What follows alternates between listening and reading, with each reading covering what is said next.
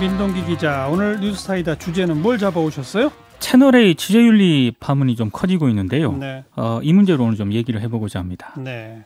채널A 기자가 윤석열 총장의 측근인 검사장과 유착했느냐 아니냐 이거잖아요. 그러니까 오늘 유시민 노무현 재단 이사장이 MBC 라디오에 출연을 했는데요. 그 기자와 검사장의 실명을 공개를 했습니다. 예. 이것 때문에 오늘 굉장히 좀 이슈로 부각이 됐는데 네. 짚어야 할 포인트가 사실 굉장히 여러 가지거든요. 근데 저는 오늘 두 가지를 좀 중점적으로 얘기를 해볼까 하는데요. 채널A 제허가 문제하고요. 보도 프레임 전쟁 이 두 가지를 좀 얘기를 해볼까 합니다. 보도 프레임 전쟁은 익히 아는데 네. 채널A 제어가에도 이게 영향을 미칠까요? 가능성이 좀 있는 것 같습니다. 왜냐하면 채널A가 지난달 재승인 심사에서 재승인 보류 결정을 받았거든요. 예. 기준 점수도 넘겼고 항목별 과락도 다 피하긴 했는데 한 가지가 걸렸습니다. 일부 패널들의 막말 이것 때문에 방통위가 방송의 공적 책임 이런 계획 등을 확인한 뒤에 재승인 여부를 결정하겠다 이런 입장을 밝혔거든요. 네. 이번에 이제 파문이 좀 불거졌을 때 방통위가 진상 파악을 위해서 채널A 경영진을 불러서 확인하는 방안을 고려하고 있다. 이런 입장을 내놓았는데 네. 이게 상당히 좀 미묘한 파장을 좀 일으키고 있습니다. 뭐예요, 그러니까? 그러니까 기자 개인의 일탈이냐 아니면 채널A의 조직적인 어떤 그런 개입이냐 이제 이 문제가 굉장히 중요한데요. 근데 이걸 방통위가 그냥 진술 듣는다고 조사할 권한이 있는 것도 아니고. 그렇죠. 그죠? 근데 이제 만약에 후자일 경우라면 그러니까 회사 윗선까지 있다면 이 방송의 공적 책임 부분에 있어서 굉장히 감점 요인이거든요. 그리고 오는 21일에 채널A의 방송 유효 기간이 끝나는데 어찌됐든 타격은 좀 불가피할 것 같고요. 채널A가 파문이 불거진 이후에 좀 침묵하고 있는 그런 상황인데 아무래도 이런 상황과 좀 무관하지 않은 것 같습니다. 제허가도 걸려 있어서 그렇죠. 그렇습니다. 네. 그다음 두 번째 프레임 전쟁이란 무슨 말이죠? 그 MBC 보도 이후에 검찰과 일부 정편이 유착해서 유시민 죽이기에 나섰다 이런 의혹이 제기가 됐는데요. 특히 열린민주당이 이 문제를 강하게 좀 밀고 있거든요. 예. 아무래도 좀 검찰 개혁이라든가 언론 개혁에 강한 목소리를 내온 정당이기 때문에 딱 들어막는 이슈입니다. 그래서 그렇죠. 앞으로 더 선명하게 이제 밀고 갈 가능성이 많은데요. 근데 더불어민주당 같은 경우에는 이번 총선에서 조국 이슈가 부각되는 거를 상당히 좀 경계하는 그런 분위기입니다. 그래서 강하게 푸시하지는 못할 것 같습니다. 이게 좀 딜레마인 것 같습니다. 그렇죠. 윤석열 총장 겨냥한 프레임 이것도 있잖아요. 이건 보수 진영에서 제기하고 있는 쪽인데요. 특히 오늘 조선일보가 MBC에 관련 내용을 제보했던 그 제보자 있지 않습니까? 윤석열 검찰을 강하게 비난해온 현 정권의 지지자였다. 그리고 제보자가 정경심 교수를 또 옹호했다. 이런 내용을 또 보도를 했습니다. 그리고 여기에다가 MBC가 후속 보도를 하면서 하나 좀 무리수를 둔 게 있습니다. 뭐죠? 그러니까 최경환 전 경제부총리 측이 신라젠에 65억을 투자했다. 이걸 이제 보도를 했는데요. 그렇죠. 사실 이게 확인된 건 아니고요. 전원의 전원입니다.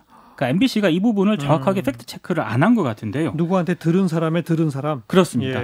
좀 성급하게 보도했다라는 비판이 안팎에서 좀 제기가 되고 있는데요. 그러니까 보도 배경의 의구심을 보수 진영에서는 제기를 하고 있고 그 말은 제보도 순수성이 좀 의심되고 이걸 그냥 별로 확인 없이 보도한 것도 의심된다 이 말이죠. 그렇습니다. 일종의 정치적인 의도를 가지고 윤석열 사단을 치기 위해서 MBC와 열린민주당에 제보를 했다는 그런 의혹인데요. 그러니까 검언 유착이 아니라 이런 주장을 제기하는 쪽은 윤석열 총장을 죽이기 위해서 권언 유착을 했다라는 그런 프레임을 좀 내세우고 있습니다. 근데 이런 전쟁은 아마 총선이 다가올수록 더 격화될 가능성이 높은 것 같습니다. 네. 채널 A 대 MBC 언론은 두 곳이고 그죠?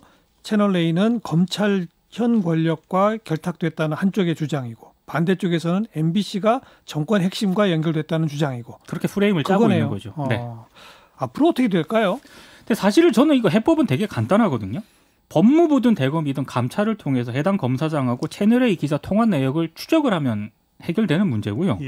그리고 지금 쥐목된 검사장 같은 경우에는 본인이 녹취록에 등장하는 당사자가 아니다라고 얘기를 하고 있는데 그렇죠.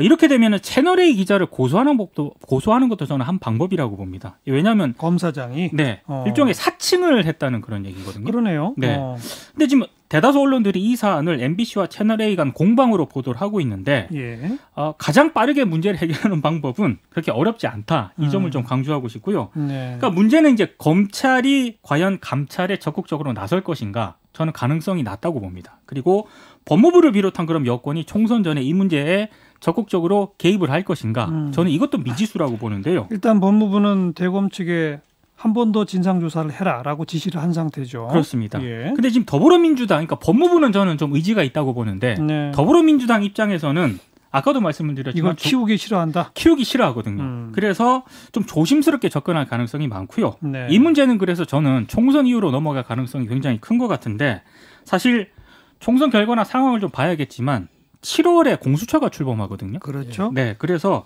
뭐 윤석열 총장 장모권을 비롯해가지고 이 문제가 그 공수처에서 다룰 가능성도 좀 있는 것 같습니다. 지금 계속 쌓이고 있는 이슈들 보니까 공수처 출범해도 골치 아프겠어요. 그 과정까지도 굉장한 아마 한 건 한 건 다루기가 만만치 않은 사건들이 워낙 많아가지고요. 네. 참고로 지금 최경환 전 경제부총리는 예. MBC 보도에 대해서 고소를 한 그런 상황입니다. 자기는 투자한 바 없는데 그렇습니다. 뭐 최경환 등이 65억 투자했다는 보도 고소했다 네, 이거죠. 그렇습니다. 고소한 거는 수사해야죠. 그렇죠. 그러니까 같이 맞물려 들어갈 가능성이 높은 거죠 지금. 네, 알겠습니다. 뉴스 사이다였어요.